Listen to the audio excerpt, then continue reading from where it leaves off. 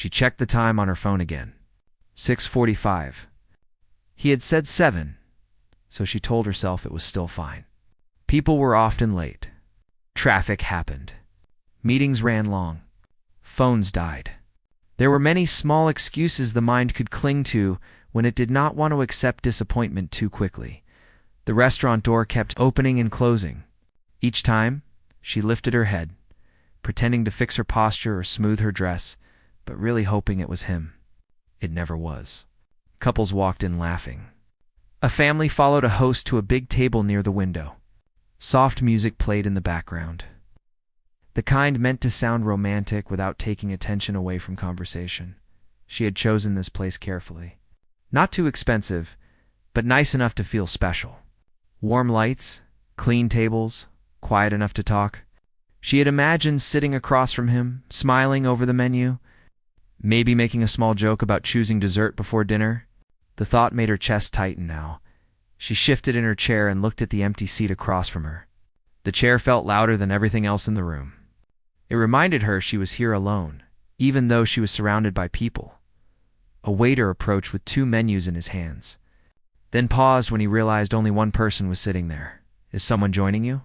he asked gently. "Yes," she said quickly. Too quickly. He should be here any minute. The waiter nodded and placed both menus down anyway, as if he didn't want to argue with hope. "Take your time," he said, then walked away. She exhaled slowly. Her fingers trembled just a little as she picked up the menu. She wasn't really hungry, but she didn't want to sit there doing nothing. Doing nothing made waiting feel longer. This was her first date in a long time. She hadn't told anyone, not even her closest friend. When the message invitation had come a week ago, she had stared at it for a long time before answering. She almost said no. Again, years ago, she used to get excited about dates. She used to plan outfits days in advance, imagine conversations, picture small futures that lasted only as long as a text thread. But after too many letdowns, missed calls, and promises that faded, she learned to protect herself. She built a quiet wall around her heart. It wasn't dramatic, just practical. Tonight was supposed to be different. She had convinced herself of that. Her phone buzzed on the table.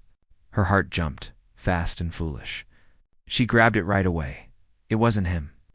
Just a notification from a shopping app. She placed the phone back down and laughed under her breath, embarrassed even though no one noticed. She felt small in that moment, like a child waiting by the window long after everyone else had gone home. 7:10. She sent a message.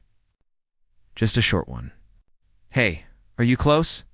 3 dots appeared, then disappeared. Appeared again, then nothing. She stared at the screen, holding her breath without realizing it.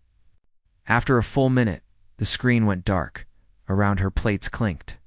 A couple nearby argued softly about whose order was wrong, then laughed it off. Another table celebrated a birthday with a candle flickering in the middle of a cake. Someone clapped. The sound echoed strangely in her ears. She swallowed and felt her eyes sting. Not because she was crying yet, but because she was fighting it. She hated that this still hurt. She hated that she had allowed herself to expect something. 7:25. The waiter returned, this time with 1 menu instead of 2. "Can I get you started with a drink?" he asked, voice low, respectful. She hesitated, then nodded. "Just water, please. Of course, not the forced kind." It felt real. "Take your time. No rush." Those words stayed with her longer than they should have. No rush. Tonight had already felt like a race against disappointment. She watched the waiter walk away and realized how tense her shoulders were. She forced herself to breathe, slow and deep, the way she had learned to do when things felt out of control. In through the nose, out through the mouth. She reminded herself she could leave any time. She didn't owe anyone an explanation. She didn't owe the empty chair across from her a minute more than it deserved. But leaving felt like admitting defeat. Sitting there felt like being punished. Her phone buzzed again. She picked it up carefully this time, as if sudden movements might scare the message away. "I'm really sorry. Something came up. I don't think I can make it tonight." That was it. No explanation. No call. No suggestion to reschedule. Her chest tightened, and this time she didn't stop the feeling. It spread slowly, heavy and familiar. She stared at the words until they blurred, then placed the phone face down on the table. She didn't cry, not yet. Instead, she felt numb, the way you do when disappointment has visited too. Many times and knows how to find its seat. The waiter returned with her water. Set it down carefully and noticed the change in her expression. "Everything okay?" he asked, not out of duty, but concern. She looked up at him, surprised by herself when she nodded. "Yes. I think I'll just order for one," he smiled softly. "All right. I'm glad you stayed." Those words caught her off guard. She didn't ask what he meant. He didn't explain. He simply waited patiently as she chose something small from the menu. As he walked away, she felt a strange mix of sadness and relief. The waiting was over. The hoping had ended. There was nothing left to imagine now, only what was real. She took a sip of water and let her gaze wander. The light seemed warmer now, less sharp. The noise quieter. Or maybe she was just turning inward. It's the way she always did when something went wrong. She wondered why being left like this still felt personal. She knew people missed dates all the time. Life happened. But deep down, it stirred an old fear that she was easy to forget. She reminded herself she had shown up. She had tried. That had to count for something.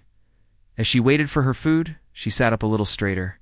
She told herself she would eat slowly, take her time, and leave with her head high. She would not rush out like someone who had done something wrong.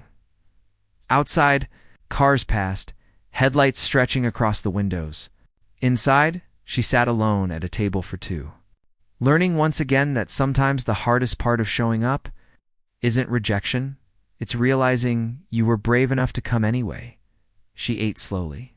Not because the food demanded it, but because she didn't want the night to end too quickly. Leaving would make everything feel final.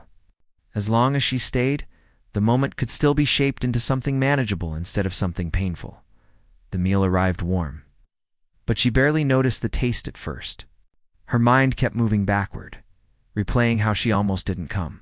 She remembered standing in front of the mirror at home, changing outfits 3 times, wondering if she looked like someone worth showing up for. She had smiled at her reflection and told herself to stop overthinking. Now, sitting alone, that memory stung. She noticed people glanced at her table now and then. Not long looks, just quick ones. Still, each glance felt heavy, like it carried a private judgment. She knew most of it was in her head, but knowing didn't make it easier. At the table beside hers, a man sat alone too. She hadn't noticed him at first, because she had been so focused on the empty chair across from her. He looked a little older, maybe late 30s or early 40s. His shoulders were slightly slouched, as if the weight of the day hadn't left him yet. He had a small cake in front of him, untouched, with a single candle beside it. The candle wasn't lit. It looked like it had been waiting for someone who never came. She tried not to stare. The sight pulled at her attention. It reminded her too much of her own table. Something planned. Something unattended. The waiter came back to check on her. "Everything tasting okay?" he asked. "Yes," she replied, and meant it this time. "Thank you," he smiled again, the same steady smile as before. "Let me know if you need anything." As he walked away, the man at the next table cleared his throat. "Excuse me?" he said quietly, almost apologetically. "I don't want to be rude, but do you mind if I ask if this seat is free?" She looked up, surprised. He was pointing to the chair across from him, not hers. Still, the question caught her off guard. "Yes," she said. Then she realized what he meant and corrected herself.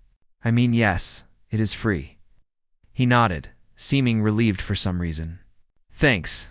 It's easier to sit across from someone, even if they leave early." Before she could stop herself, she let out a small laugh. It escaped before sadness could catch it. "I get that," she said. They shared a short, awkward silence, the kind that usually comes before people look away and pretend the moment didn't happen. But this one felt different. Neither of them rushed to escape it. He gestured toward the small cake. "It was supposed to be a celebration," he said. Nothing big. Just something I wanted to mark. She nodded slowly. I think those are the moments that matter most. He looked at her, as if surprised by the answer. Yeah, that's what I thought too. She hesitated, then added, if you don't mind me asking, what were you celebrating? He took a breath, like someone choosing honesty over comfort. 1 year since I decided to stop running for my own life, he said.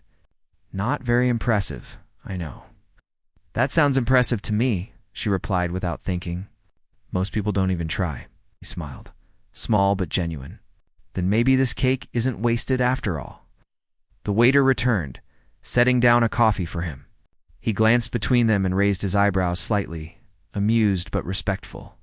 Everything okay here? Yes, she said again, realizing how much she liked saying that word tonight. Everything's fine? They didn't move tables. There was no dramatic gesture. No big decision. Just conversation carrying softly across the narrow space between them. They talked about simple things at first. Work that drained more energy than it gave. Long days that blurred together. How quiet evenings felt, both peaceful and heavy at the same time. The kind of talk people rarely rushed into on first meetings. At some point, she stopped checking her phone. She didn't even think about it. The empty chair across from her stopped feeling like a reminder and became just a chair. I almost didn't come tonight, she admitted at last. I told myself it wasn't worth the effort. I almost canceled too, he said. But then I thought, if I don't even show up for myself, who will? That stayed with her. It felt like something she needed to hear. Even if she hadn't known it before. The restaurant began to thin out as the hour grew later. Plates were cleared. Lights dimmed just a little. The quiet felt softer now, less lonely. She realized she was smiling without forcing it. Her shoulders had relaxed. The tight knot in her chest had loosened. The waiter approached once more. Would either of you like dessert? He asked, glancing between both tables. She hesitated. Then she looked at the small cake again. Only if it's meant to be shared, she said. The man laughed softly. I was hoping you'd say that. They didn't make a wish out loud. They didn't light the candle. They just split the cake slowly, talking between bites. For the first time that evening, she felt something unexpected. Not excitement. Not romance, peace. Being stood up had brought her here. To this quiet moment she hadn't planned.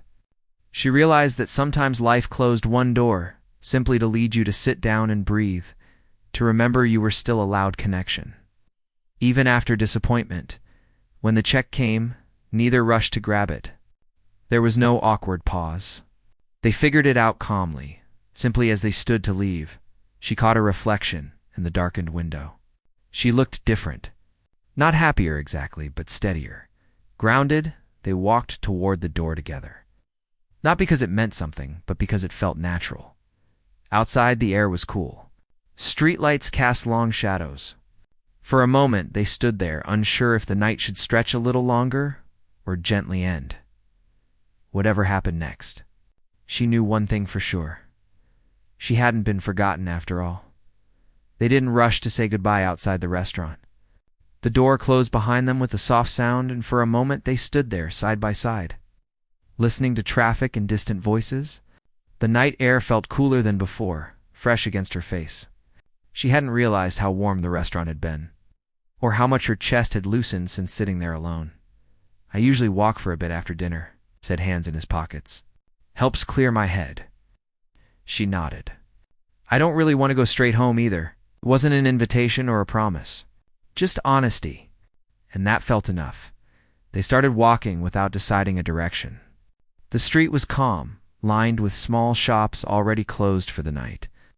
Window lights reflected on the pavement, and their footsteps matched without effort. She noticed how quiet she felt inside. Not empty. Just still. The kind of quiet that came after a long day finally ended. They talked about ordinary things again. The kind of things people often skip, but mattered more than they admitted. How mornings felt different depending on sleep. How certain songs could bring memories back without warning. How silence could feel heavy with the wrong people, but light with the right ones.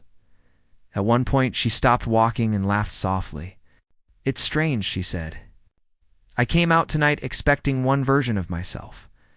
Someone trying to impress, to be interesting, and now? He asked. And now I don't feel like trying at all. He smiled. That's usually when people are most themselves. They continued walking. She found herself sharing things she hadn't planned. Not secrets, but truths she rarely said out loud. How she often felt like the reliable one, the listener, the person people leaned on but rarely checked in on. How she had grown used to shrinking her needs so others felt comfortable.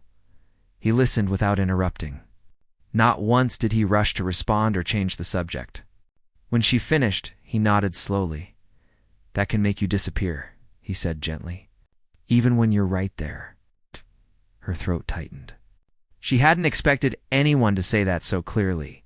He shared pieces of his own life, too. Years spent chasing approval, ignoring warning signs, convincing himself that being busy meant being fulfilled. He spoke of a moment when everything felt too heavy to carry alone, and how stopping had saved him. They didn't compare pain. They didn't try to fix each other. They simply shared space where stories could exist without judgment. They reached a small park, quiet and nearly empty. A couple of benches sat beneath tall trees, leaves rustling softly above. She sat down, stretching her legs, and he took the bench beside her. For a while, they just sat. No talking, no explaining, just breathing. She realized how rare that was. To sit with someone without feeling pressure to perform or fill the silence. I'm glad you stayed, he said suddenly.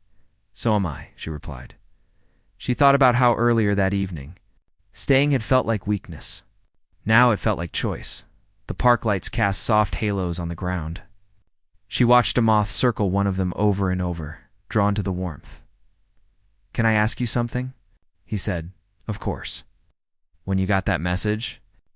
About your date not coming, he paused, careful. What did you feel first? She thought for a moment.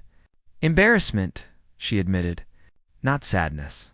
Just like everyone could see that I'd been left behind. He nodded. Yeah, that feeling likes to pretend it's about us. She looked at him. Does it ever stop? It gets quieter, he said. Especially when you stop letting it decide your worth. Those words settled in her gently, like something she could return to later. Her phone buzzed in her bag, startling her. She hesitated before checking it. Part of her didn't want to bring the outside world back in. It was another message from the man who hadn't shown up. A short apology. A vague reason. A promise to explain another time. She stared at the screen, then locked it without replying. You don't have to answer that, he said, not looking at her phone, just reading her expression. I know, she said. And for the first time, she truly meant it. They sat a bit longer, talking about smaller things again. Favorite late-night snacks. Cities they wanted to visit one day. Books left unfinished on nightstands. Eventually, the air grew colder. She pulled her jacket tighter. I should head home, she said.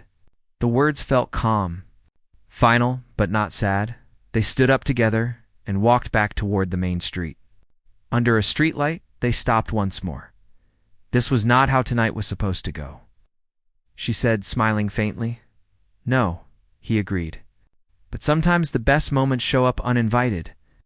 He didn't ask for her number right away. That surprised her. Instead, he thanked her, simply, for the conversation. For the evening, she felt something warm settle in her chest. Respect, presence, care. After a short pause, she spoke. If you ever want to walk again, I wouldn't mind. His smile widened, slow and real. I'd like that. They exchanged contact details then, without urgency or pressure. Just information passed naturally. As she walked away, she glanced back once. He was already heading in the opposite direction, hands in his pockets, posture lighter than before. On the way home, she replayed the night in her mind.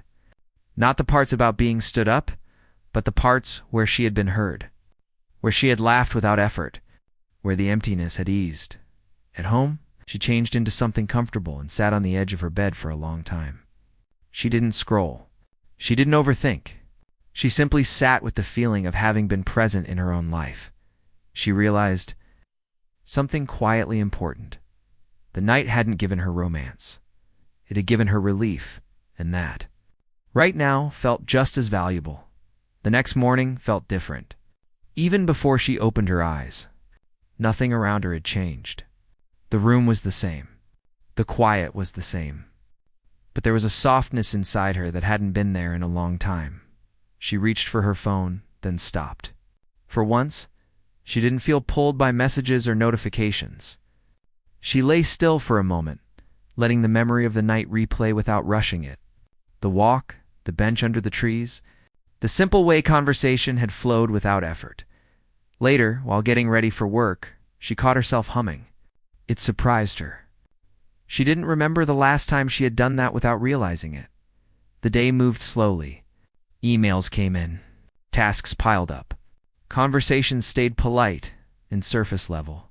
Yet underneath it all, she felt steadier, like someone who had finally put a heavy bag down after carrying it too far. In the afternoon, her phone buzzed. A short message. I enjoyed last night. Hope today's treating you kindly. She smiled, not wide. Just enough. She typed a reply, erased it, typed again, then settled on something honest and simple. I enjoyed it too. Hope the day's been gentle on you. There was no rush. No pressure to keep the conversation going nonstop. That alone felt new. Over the next few days, they exchanged messages here and there. Some long, some just quick check-ins. He never disappeared mid-conversation. She never felt like she had to perform. One evening, she agreed to meet him again for a walk. Same park, same quiet hour. The familiarity felt comforting, not boring. This time, the conversation drifted deeper without warning. Not dramatic, just real. She talked about her childhood, about learning early to stay quiet, to not ask for too much, about believing love was something you earned by being useful. He listened the same way he had before. He shared his own realizations, about how loneliness could exist even in crowded rooms, about how success didn't fix emptiness if you ignored yourself along the way. They paused often, letting words settle instead of stacking them too fast. At one point, she asked, "Do you ever worry this calm feeling won't last?" All the time, he admitted. But I've learned worrying doesn't protect it. Being present does. That answer stayed with her. A week later, she ran into the man from the missed dinner get-together at a store near her apartment. It caught her off guard. He looked uncomfortable, apologetic. I owe you an explanation, he said. She listened politely. Didn't interrupt. Didn't argue. When he finished, she nodded. I appreciate you saying that, she said calmly. But I'm okay. He looked surprised. Maybe even relieved. Walking home afterward, she realized something important. She had said she was okay and it had been true. That night, she told the other man about the encounter. He didn't judge. He didn't compete. I'm glad you were treated with honesty, he said. And I'm glad you trusted yourself. Trusting herself. That phrase echoed inside her. Time passed quietly after that. They didn't rush into labels or promises. They continued walking, talking, sharing meals. Sometimes sitting in comfortable silence. One evening, as they sat watching the city lights flicker on, she felt the weight of something she hadn't spoken yet. I'm scared, she said quietly. Of what? Of choosing wrong again? Of opening a door I struggled so hard to close. He nodded. That fear means you're paying attention. Not that you're failing. She took a slow breath. What do you want from this? She asked honestly. He took his time answering. I want something honest. Steady. I don't want to rush past the parts that matter. Her chest loosened. That sounds like something I can try, she said. They agreed on nothing official that night. No big decisions. No promises beyond showing up and speaking the truth. Over the next weeks, she noticed changes in herself. Small ones, but meaningful. She stopped apologizing for taking space. She stopped replying right away when she was tired. She started saying no without guilt, and he respected it every time. One evening, they returned to the same restaurant where everything had begun, not as a test, just curiosity. They sat at a small table.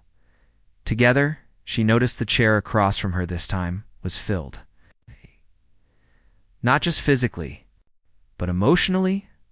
Halfway through the meal, she paused. Looking around, I used to think being alone here meant I was unwanted, she said softly. Now I see it differently. He waited. It was the moment I stopped accepting half effort. He smiled, slow and thoughtful. When they left the restaurant, the night felt warm again. Not exciting. Not dramatic. Safe as she unlocked her door at home later. She realized part 4 of her life wasn't about romance at all. It was about choosing herself, even when connection arrived. And for once, that choice didn't feel lonely. The months that followed did not arrive with announcements or big changes. There were no sudden promises or dramatic moments. Life continued the way it always did, just a little steadier, a little softer around the edges. They kept meeting, sometimes for walks, sometimes for short meals, sometimes just to sit and talk when the day felt heavy. There were evenings when conversation flowed easily, and others when silence carried most of the meaning. Neither rushed to fill it. She noticed how different this felt from before. There was no guessing, no waiting by the phone with hope tied to every vibration. If he said he would call, he did. If she needed space, he respected it without taking it personally. One quiet afternoon, they sat at a small cafe near the park. Sunlight spilled across the table, warming their hands. She watched people pass outside the window and realized how calm she felt. I used to believe comfort meant boredom, she said suddenly. Like if my heart wasn't racing, something must be wrong, he smiled. I used to think peace meant settling. And now? She asked. Now I think peace is earned, he said. After enough chaos, you learn what really matters. She nodded slowly, letting that truth settle. There were moments when her old fears tried to return. Moments when she caught herself looking for signs of distance where none existed. When that happened, she spoke instead of withdrawing. Each time, the honesty eased the worry. One evening, while walking through the same park where they had first talked for hours, she stopped near the bench under the trees. The leaves above them were changing color now. This is where I was scared to go home, she said quietly. He turned to her, listening. I thought being alone meant I had failed, she continued. I thought it meant no one chose me. And now? He asked. Now I know it was the night I finally chose myself. He didn't respond right away.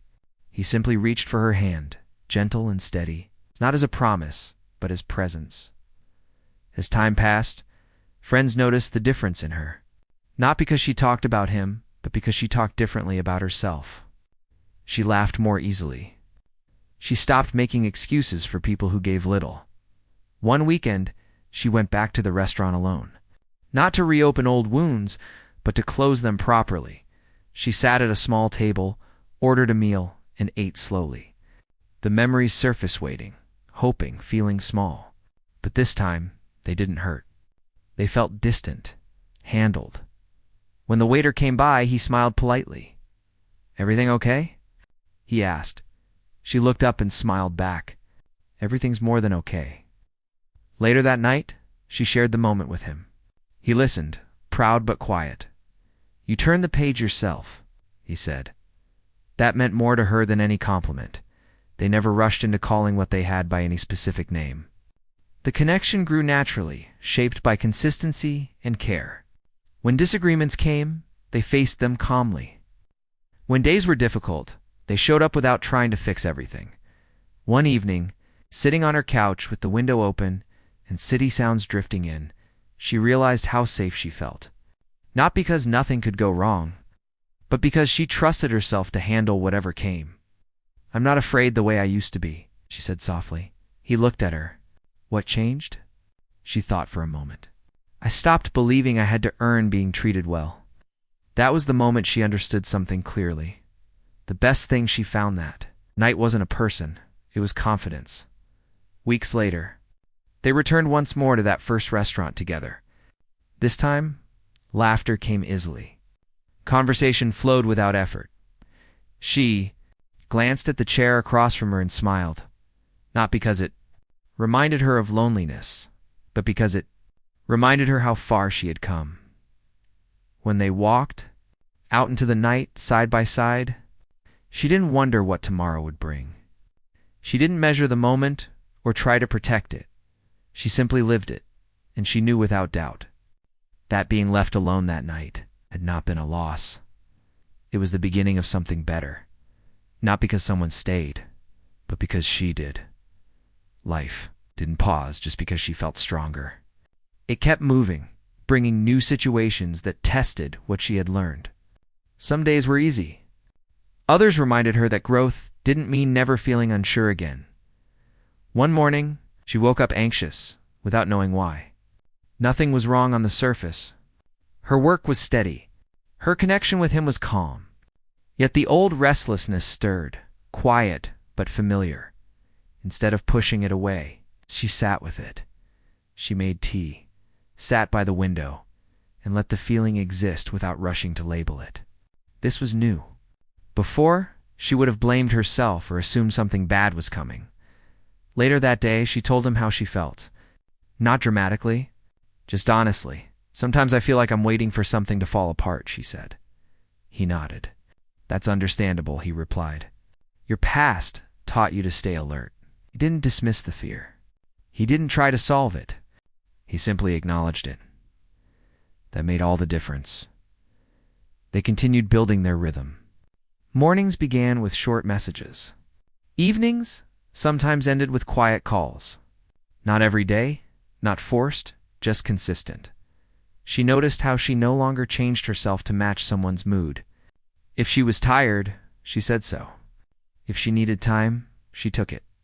And the world didn't collapse. One weekend, they visited a nearby town. Nothing fancy. Just old streets, small shops, and long walks. Sitting on a bench, overlooking a calm stretch of water, she felt grounded. "I used to think happiness had to feel big," she said. "Like fireworks? And now? Now I think it feels quiet," she said. "And steady," smiled. "That's the kind that lasts." Yet even in calm, life found ways to challenge her. At work, a long-standing issue resurfaced. She was asked to take on responsibility that didn't belong to her. The old habit kicked in, the instinct to agree, to avoid conflict. She almost said yes. Then she paused. She asked questions instead. She set boundaries clearly and calmly. Her voice didn't shake the way it once would have. Walking out of that meeting, she felt a rush of pride. It's not loud, just deep. She realized the strength she'd gained wasn't tied to her connection with him, it was hers. That night, she shared the moment. He celebrated it quietly, the way victories deserve. "I'm proud of you," he said. She leaned into that feeling, letting it sink in without doubt. As time passed, they began talking about the future in small ways. Not plans set in stone, just questions. What kind of life felt right? What values mattered most? What neither of them wanted to repeat. There were differences. They didn't shy away from them. They talked openly, without trying to win. That honesty felt more intimate than any grand gesture. One evening, while cleaning her place, she found the dress she had worn on the night she was left alone at dinner. She held it for a moment.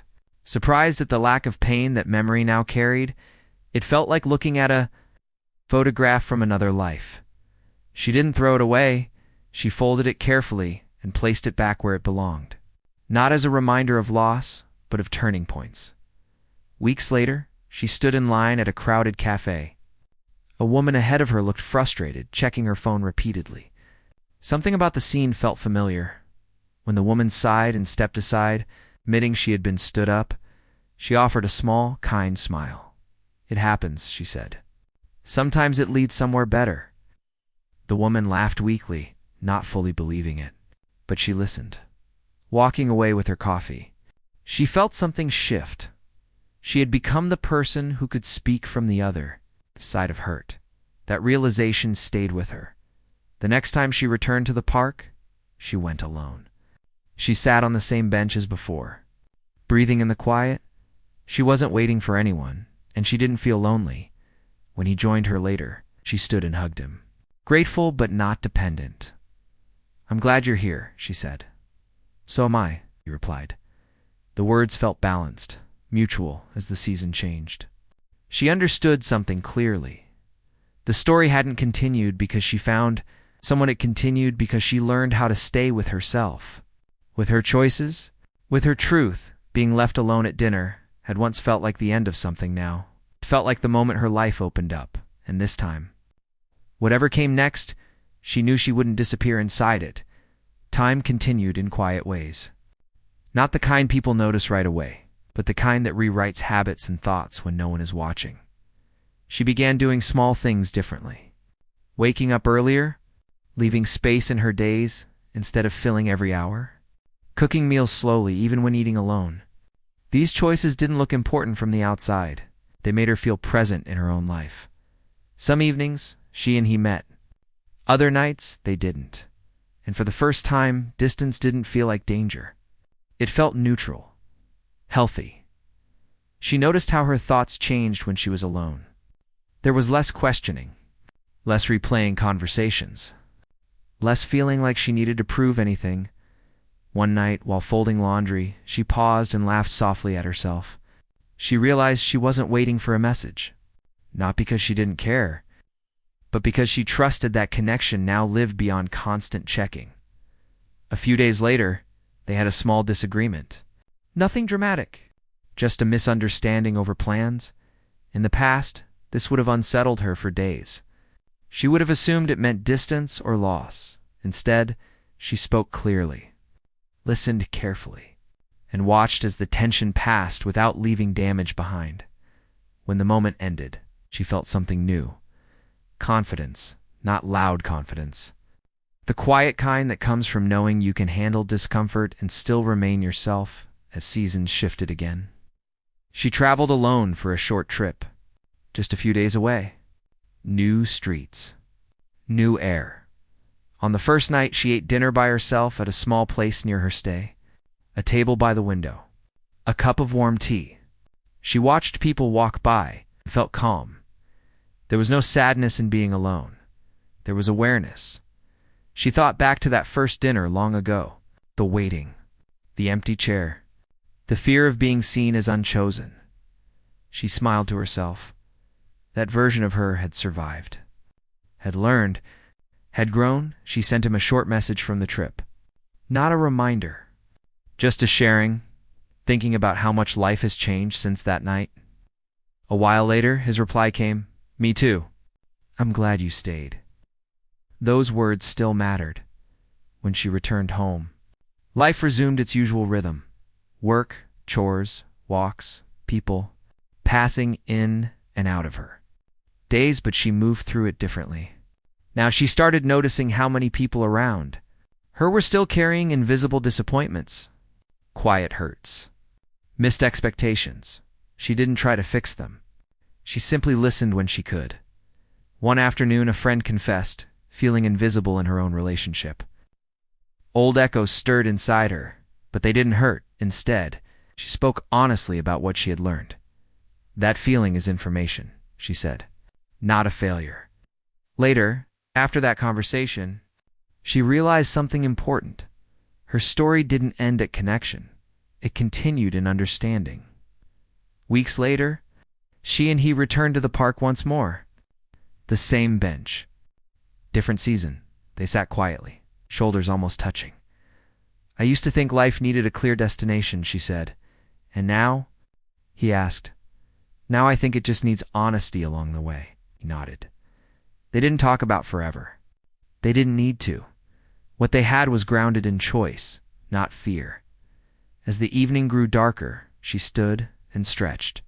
Breathing in the cool air, she felt grateful. Not grateful for him alone. Grateful for herself, because the real change had happened when she stopped waiting to be chosen and started choosing how she wanted to live. Walking home that night, she passed a restaurant window. Inside, a woman sat at a table for two, checking her phone, eyes hopeful. She paused, just for a second, then continued walking. The memory didn't pull her back. It reminded her, forward. Some stories begin with loss, some continue with love. Hers found its meaning in learning to stay with herself no matter who arrived or left, and that lesson, once learned, never really ends. Life didn't become perfect. She wouldn't have trusted it if it had. Instead, it stayed real, with uneven days and quiet victories that only she noticed. There were mornings when she still woke up tired, unsure, carrying worries she couldn't clearly name. The difference now was how she treated herself in those moments. She no longer scolded herself for feeling low. She made space for it, the way you might for weather you can't control. On one such morning, she sat by the window with her coffee growing cold, watching the city wake up. People hurried past, each carrying a private story. She felt connected to them in a strange, gentle way. Not because she knew their lives, but because she understood how much was often hidden. Her connection with him continued, steady and uncomplicated. Not easy all the time, but honest. There were days when they didn't fully understand each other, and days when conversations landed softly and stayed there. What mattered most was that nothing felt fragile anymore. If plans changed, they talked. If feelings shifted, they named it. That honesty became the ground they stood on. One afternoon, while organizing old papers, she found a note she had written years ago, a list of things she thought she needed to be happy. Validation, approval, certainty. She read it slowly, then folded it back up. She didn't throw it away. It showed how far she had come. Happiness, she had learned, wasn't something waiting on the other side of perfection. It lived in ordinary moments like knowing when to rest, when to speak, and when to walk away. That evening, she met him for dinner, not at the old restaurant. Somewhere quiet, with no expectations attached. As they ate, she watched how naturally the night unfolded. No rehearsed lines. No effort to impress. "I feel like myself around you," she said suddenly. He looked at her carefully. "That means more than you know." Later, walking home alone, she realized she felt whole even in his absence. That realization didn't create distance. It created balance. Weeks passed. She became better at noticing when her energy was low and honoring it. Saying no without explanations. Saying yes without fear at work. She spoke up more confidently. Not louder, clearer. People noticed. More importantly, she noticed one night she dreamed of the restaurant again. The lights. The table. The empty chair. This time she wasn't waiting. She was standing, coat in hand, walking toward the door. When she woke up, the dream didn't unsettle her. It felt complete. Later that day, she passed by a cafe and saw someone sitting alone by the window, stirring a drink slowly, eyes distant, on impulse. She paused. She remembered how much kindness had meant to her that night long ago, how simple presence could shift everything. She went inside, ordered a drink, and sat nearby. They didn't talk at first, but when their eyes met, she offered a small smile. Sometimes that was enough. As she left, she felt a quiet sense of peace. She didn't need to change anyone's story to respect her own. That evening, she and he talked about the future again, not in plans, but in values. "What matters to you most now?" he asked. She thought carefully. "Being honest with myself, even when it's uncomfortable." He nodded. "That's something I never want to lose either." They sat in silence after that, comfortable and unhurried. She realized something then. The story was no longer about being left. It was about staying awake, present and grounded. As months moved forward, she began writing again. Just small reflections, moments, lessons learned the hard way. She didn't plan to share them, but writing reminded her of who she was. One night, she added a final line to a page and closed the notebook. It read, "Sometimes the best thing that happens to you is the moment someone doesn't show up, because it reveals who will." She placed the notebook away and turned off the light, lying in the dark. She felt no rush toward the future. She was already where she needed to be, in whatever chapters followed.